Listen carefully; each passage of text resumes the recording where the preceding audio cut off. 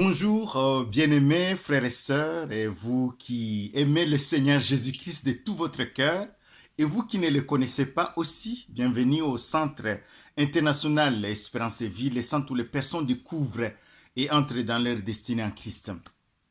Nous avons eu le pont dernièrement ici en Belgique, par rapport à l'ascension. Nous avons fêté l'ascension. L'ascension, c'est la glorification de Jésus. Bien que cette fête n'est pas mentionnée dans la Bible, les anciens d'autrefois ont instauré cette fête pour se rappeler, pour marquer une pause et se rappeler que Jésus-Christ est monté au ciel. Jésus est un homme extraordinaire. C'est un homme qui a bouleversé le monde. C'est un homme qui a parlé comme jamais homme n'a parlé. Il est le chemin, la vérité, la vie. Et nous l'attestons.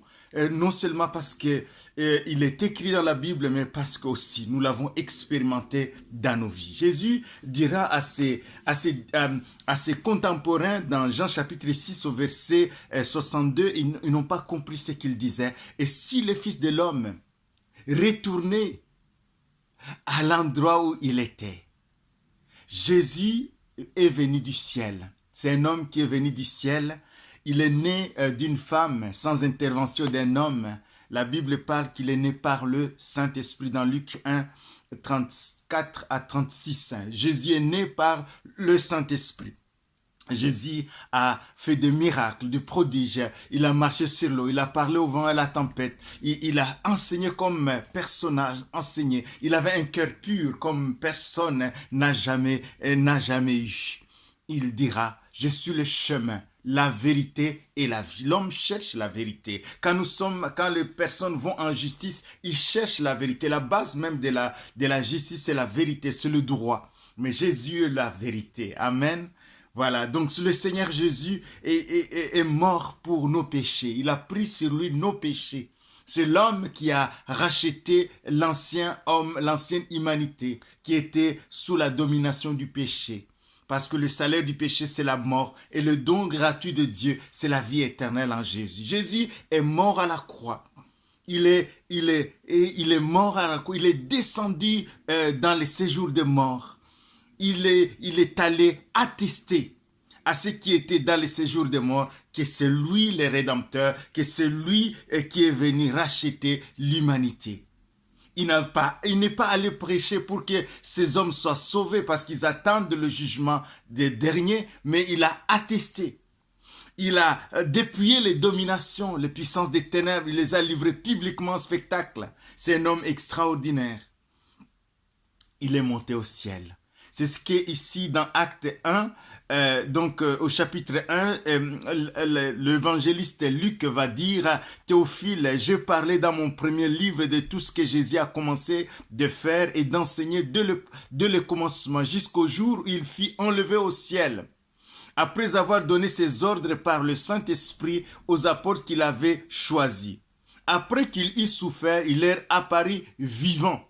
Il leur en donnant plusieurs preuves se montra à eux pendant 40 jours et parlant des choses qui concernent le royaume des cieux.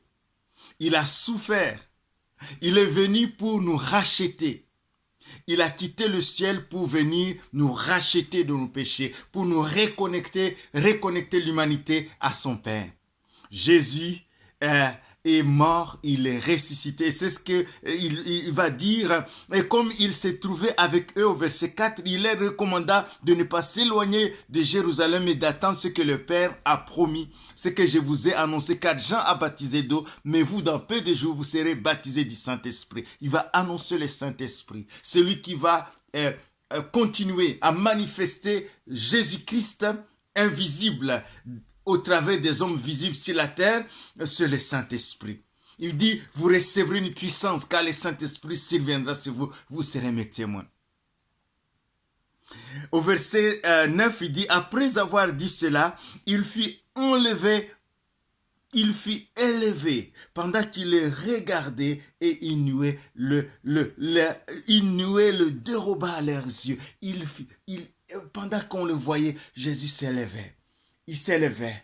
Et au moment où Jésus s'élevait, il attestait non seulement partout où il passait dans l'atmosphère, il attestait la victoire de la croix. Il attestait dans l'atmosphère, il attestait dans l'univers visible la victoire de la croix. Il attestait jusqu'au moment où il est arrivé au ciel devant le trône de la grâce, où il atteste encore, il atteste la victoire de la croix. Oui, Jésus est vivant et pour l'éternité. Il est vivant pour l'éternité. Il est vivant pour l'éternité. Il atteste. Jésus-Christ est à la droite de Dieu et il intercède pour nous. Jésus est vivant et nous l'attestons. C'est cela l'ascension. C'est cela l'ascension. Voilà pourquoi la Bible dit dans Hébreux chapitre 10 au verset 22, « Approchons-nous donc avec un cœur sincère dans la plénitude de la foi, le cœur purifié d'une mauvaise conscience et le corps lavé d'une eau pure. Retenons fermement la profession de notre espérance, car celui qui a fait la promesse est fidèle. » Puisque nous avons un souverain sacrificateur établi dans la maison de Dieu. Jésus-Christ est établi. Il est au ciel. Amen. Et donc, il est notre espérance. Nous pouvons nous approcher de Dieu avec assurance. Il est notre avocat. Il est notre intercesseur. Il est celui qui plaide pour nous. Nous ne sommes pas étrangers au ciel quand nous avons reçu Jésus comme Sauveur et Seigneur. Pour terminer, mes bien-aimés, je vous laisse cette parole de Hébreux 4 au verset 14. Il dit ainsi, puisque nous avons un grand souverain sacrificateur qui a traversé les cieux. Jésus a traversé les cieux, il est assis à la droite de Dieu. Jésus, le Fils de Dieu, demeurons fermes dans la foi que nous professons, car nous n'avons pas un souverain sacrificateur qui ne puisse compatir à nos faiblesses. Au contraire, il a été tenté comme nous en toutes choses sans commettre de péché. Approchons-nous donc avec assurance du trône de la grâce afin d'obtenir miséricorde et de trouver grâce pour être secourus dans tous nos besoins. Approchons-nous avec un cœur sincère, mais dans la plénitude de la foi, parce que Jésus-Christ est à la droite de Dieu. Il intercède pour nous et nous pouvons entrer dans la présence de notre Papa, celui qui nous aime en esprit et en vérité. Merci Seigneur pour ta glorification. Seigneur, ça nous rassure. Quand nous prions, nous savons que non seulement tu pries pour nous, nous entrons dans l'intercession que Jésus-Christ intercède jour et nuit pour nous. Et quand nous prions, nous entrons dans l'intercession de Jésus. Et quand nous sommes un avec Jésus, quand nous sommes unis avec Jésus, quand notre intercession rencontre l'intercession de Jésus, il s'efface des prodiges et des miracles sur la terre. Seigneur, merci. Que ton règne vienne, que mes prières, que les prières de mes bien-aimés rencontrent tes besoins, rencontrent ton intercession, rencontrent tes prières, afin que les choses étonnantes, les merveilles sans nombre s'effacent sur la terre. Seigneur, je te prie au nom de Jésus de bénir mes bien-aimés qui traversent des moments difficiles. Seigneur, nous nous approchons dans la plénitude de la foi, le trône de la grâce. Tu es le Dieu encore qui fait grâce aujourd'hui. Seigneur, tu guéris les malades, tu renvoies libre les opprimés, tu restaures ceux qui sont affaiblis, tu donnes la force à celui qui tombe en défaillance, la vigueur à celui qui tombe en défaillance, tu fortifies l'être humain par ta parole et par ton Saint-Esprit. Ta parole, elle est vivante, ton esprit accompagne cette parole, cette prière dans le corps, cette prière dans les âmes, cette prière dans le cerveau, dans l'homme intérieur, et que l'homme intérieur soit fortifié à tous égards.